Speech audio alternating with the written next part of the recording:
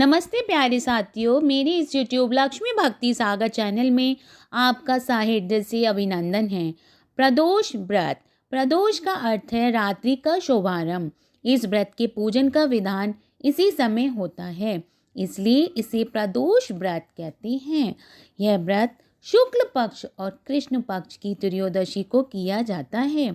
इसका उद्देश्य संतान की कामना है। इस व्रत को स्त्री पुरुष दोनों ही कर सकते हैं। इस व्रत के उपास्य देव भगवान शंकर हैं। सायंकाल को व्रत करने वाले को शिव शंकर की पूजा करके अल्प आहार करना चाहिए। कृष्ण पक्ष का शनि प्रदोष विषयी पुण्यदायी होता है। शंकर जी का दिन सोमवार है। इस दिन पड़ने वाला प्रदोष सौम्य प्रदोष कहलाता है। प्रदोष व्रत के लिए श्रवण के प्रत्येक सोमवार का विशेष महत्व है। प्रदोष व्रत कथा। पूर्व काल में एक ब्राह्मणी अपने मृत पति की मृत्यु होने के पश्चात निराधार होकर भिक्षा मांगने लग गई। वह प्रातः होते ही अपने पुत्र को लेकर बाहर निकल जाती और संध्या होने पर घर वापस लौटती।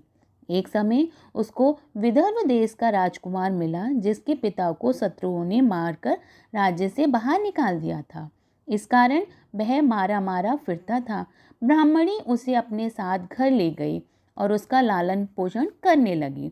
एक दिन उन दोनों बालकों ने वन में खेलते खेलते गंधर्व कन्याओं को देखा। ब्राह्मण का बालक तो अपने घर आ गया, परंतु राजकुमार साथ नहीं आया, क्योंकि वह अंशुमति नामक गंधर्व कन्या से बातें करने लगा। दूसरे दिन वह फिर अपने घर से आया। वहाँ पर अंशुमति अपने माता पिता के साथ बैठी थी। उधर ब्राह्मणी ऋषियों की आज्ञा से प्रदोष का व्रत कर रही थी। कुछ दिन पश्चात अंशुमति के माता पिता ने राजकुमार से कहा कि तुम विदर्भ देश के राजकुमार धर्मगुप्त हो। हम श्री शंकर जी की आज्ञा से अपनी पुत्री अंशुमति का विवाह तुम्हारे साथ कर देते हैं। फिर राजकुमार का विवाह अंशुमति के साथ हो गया।